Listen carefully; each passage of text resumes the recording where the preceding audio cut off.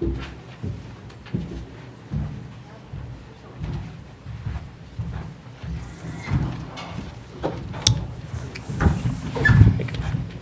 the full day yesterday. Crew today. Okay. All right. And then you'll get it back. Okay, welcome everybody into the Notre Dame postgame press conference. Just a few ground rules first for the last time this week. Please silence all your phones throughout the portion of the press conference. If you're joining us on Zoom, hit that raise your hand function. We'll get to you after we get the questions in-house, which we'll do first. Reminder just to say your name and media affiliation prior to asking your question, and no recording of the press conference on your phone or your camera. But photographs are cool, just no flash photography. With that said, we're joined by 3 student athletes from Notre Dame, and Hannah Hidalgo, Sonia Citron, and Leah King, as well as head coach Neil Ivey. We'll get started from a statement from Coach Ivey and then get to questions first, strictly for the student athletes. So, Coach Ivey, if you want to start things off. Yeah, so grateful to have this opportunity to win this game with this incredible group, to go back to the Sweet 16. This is so big for the program. We had an incredible fan base today, sold-out arena, just exciting basketball. I couldn't be more proud of this group. Obviously, everyone knows we went through a couple of weeks of tough stretch, and the way that they fought back, got back on track, the way we've defended the last 2 games has been just phenomenal. So I'm so proud of this group. Just an incredible performance for the whole team. The whole weekend was just outstanding. And again, excited to survive in advance, excited to keep dancing, and excited to get to the next round. Okay, with that, we can open up the floor to questions. We will be keeping it to 2 per person before we move on to the next. We can start right here in front. Hi, Maggie Hendricks with Yahoo Sports. For the players, what did you learn about yourselves and your teammates this weekend that maybe you didn't know on Thursday? I'll say that I kind of already knew this, but we're a bunch of fighters and we respond when we're challenged. Coach Ivey challenged us and we responded, we got better, and I think we've shown that these past 2 games. Yeah, I pretty much, I didn't learn anything, I wouldn't say new, but just like recognizing like how dominant we are, especially like when we're all playing well together, we're all playing together as a team, like how well we dominate and how we take teams' hearts. And I'm really proud of my teammates for how we took the other team's heart today from the jump.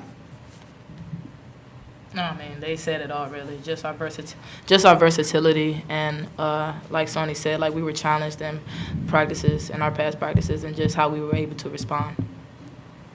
And Hannah, you have a pretty great group of seniors, I would say. Yeah. Was there extra motivation to make sure that they can just keep playing, keep putting on that Notre Dame uniform? Oh, yeah, absolutely. I think every game, especially now, it's like win or go home, and I've said it a lot of times that it's a lot of the girls' last time putting on a Notre Dame jersey. So a lot of fight for them so that we can make it all the way to the national championship, not just the Final Four, and, win, be national champions in their last time in the Notre Dame jersey. Kurt Rallo, Associated Press. Leah, too, aside from an incredible effort, what allowed you to have that amazing day you had, points and rebounding? I mean, my teammates, first of all, they were able to find me. We saw mismatches. We saw how they were defending ball screens, and they were just able to find me on the slips, on the rolls, and things like that. So I really give credit to the point guards and Sony as well for just finding me in open areas. Hannah, can you talk a little bit about that blistering start and the defense, season low points for Michigan? Yeah, I think it's just a testament to what we've been working on all week. We've worked on ball screens, we worked on rotations, and so just to kind of see the carryover from us on the defensive end, just it being something that's been so focused on, it's exciting to see because we know kind of the work we put in and we're kind of seeing it displayed out on the court.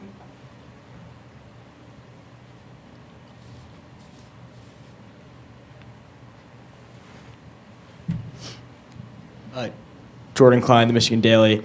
Coach Ivey, obviously you guys like to push the pace, and you did that today, but it also felt like your offense was really clicking in the half court. Can you talk a little bit about your team's ball movement and what allowed you guys to be so efficient in the half court? Yes, we've been working on our spacing. We've been working on making reads versus the defense that we were going to see versus Michigan. I thought they did an excellent job of sticking to the game plan, and like Hannah said, it was a lot of carryover from practice. We have really great, versatile scorers on the court, so I thought they did a great job of manipulating their defense and just stepping up and shooting with confidence. And Leah, too, 7 for 7. Everybody took efficient shots and took great shots. I thought our shot selection was a lot better today. And then we got out and got the stops and got a chance to run in transition. So I felt like we had both in transition and in the half court. And then Hannah, for you, 21 points today, some huge shots, especially in that fourth quarter. What did you think with that first quarter? What did you think was clicking for you? In the first quarter? Yeah. What was they were collapsing a lot. They were helping a lot of rotation, and they would leave the corner, and our guys did a great job. And even our post did a great job of seeing that they were leaving or helping off and were being patient. And so they were able to hit me in the corner for threes. And I think we just played well together. And then I saw my teammates' shots going in, and so it just gives me the extra motivation to knock my shots down. We'll go to Zoom for a question for Madeline Kenny. Hi, a question for any of the players. With how the season ended, there was maybe some doubts about what Notre Dame would do in this tournament, but back-to-back dominant wins. What kind of statement do you think you guys have just set?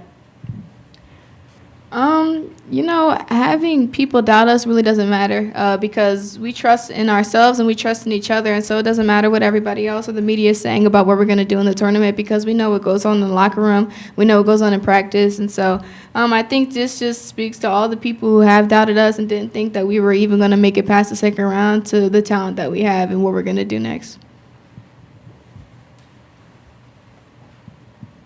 Hi, Megan Smith, UM Hoops. For any of the players, knowing that Michigan plays a 5-guard lineup, their tallest player is only 6'3", how do you think that you guys were able to take advantage of that, especially having mobile forwards?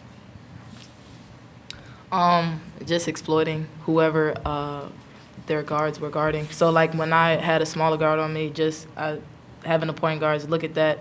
I think that's really what it was, just exploiting their defense. Yeah, and credit to our posts who were able to guard such versatile players, guard-like players. So, I mean, we can't do that if they can't switch like 1 through 5 if they can't guard. So credit to them. Back in front. I have one more for you, Hannah. A couple of your teammates are going to be looking to be in the WNBA draft in a few weeks. And obviously there are a lot of teams that are looking at them right now and trying to figure out if they would be a good fit. What should they know about your teammates as they're trying to decide if they should draft them? No, I'm not going to go one by one. I think, because we have so many seniors, but I think that, they're dogs, that they're going to fight, and whatever situation that you put them in, it's not going to be any complaining, any arguing. They're going to go and do what they have to do. They're hard-nosed, they're going to work, they're going to put in the effort, they're going to get better, and the sky's the limit for them. They don't have a cap on their talent level. They can always improve, and they can always get better, and they're so versatile, especially with the length they got. They can do so much. So, they're great draftees. Thanks, man. I think they're fixing the microphone, but if you want to ask a question. Okay. Hannah, can you elaborate about the passion and purpose you guys played with? Was it the spark that Liv gave you guys coming back, or was it just tired of hearing about the regular season? What was of course, having Liv on the floor just opened so much. You saw she was able to drive, and everybody collapsed on her, and she was able to find shooters or dish it down to the post to get a layup, and so having her back is always crucial for us. But I think it's just intrinsic, we don't really care about what the media is saying. We're not really looking for that. I know, especially me, I don't read what the media is saying, so it really doesn't matter. But I think we have the fight because we want to win. We're competitors. We want to win. We want to get all the way to the national championship, and that's really where our fight comes from. Any further questions for the student athletes? Thank you, Hannah. Thank you, Sonia. Thank you, Leah, too. Thank you. Thank you.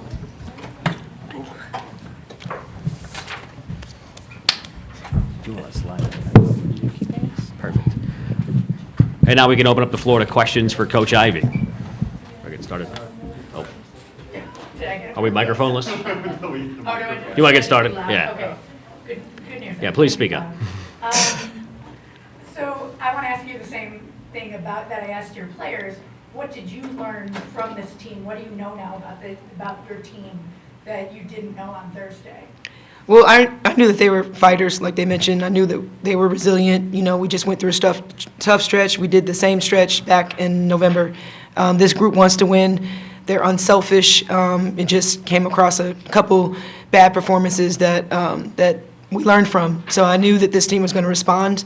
It's something that we've done in the past this season, and I'm just happy that it's happening right now. Obviously, the stakes are high, so I'm really encouraged and really proud of this group that we've turned the page, and the last 2 games we've shown up, and we've been really great. And obviously, you're not going to know your opponent for a few hours, but it is, either way, it's going to be a team you've already played. So do you have a preference? Is there anything that you would like, since you did lose to TCU, would it be revenge or anything like that? No, we're just focused on whoever the opponent is. We're very familiar with Louisville and like you said, with TCU. But I'm just kind of focusing on us, going to enjoy this win, embrace it, and get prepared when we know who our opponent's going to be. Kurt, for Ronald, Associated Press. Can you talk about the impact the relentless defense had, especially at the start of the game?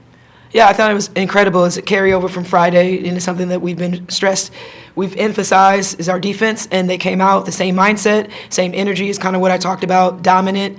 And again, it's a will to win, understanding what this means to get to the next round, to get to the Sweet 16.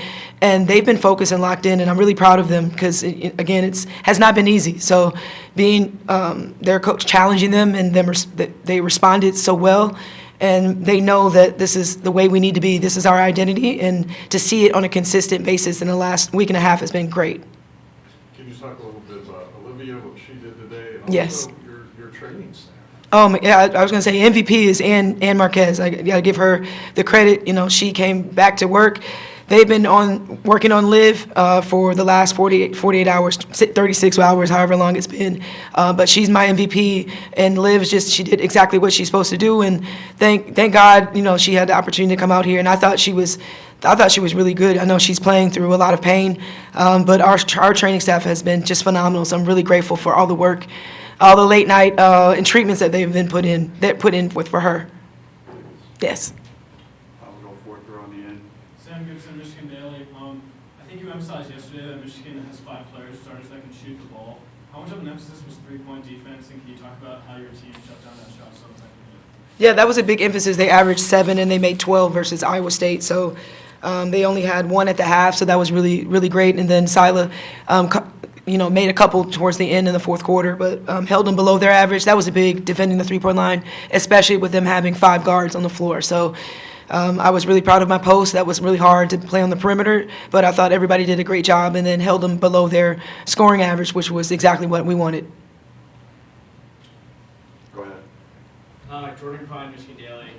Coach, can you talk about the boost the crowd gave you guys today? Oh, yeah. This is just really tough place to play. I'm really grateful for the South Bend community. They've shown up for this program and for me all season long. We've had the most sold-out games. Today was a sold-out game.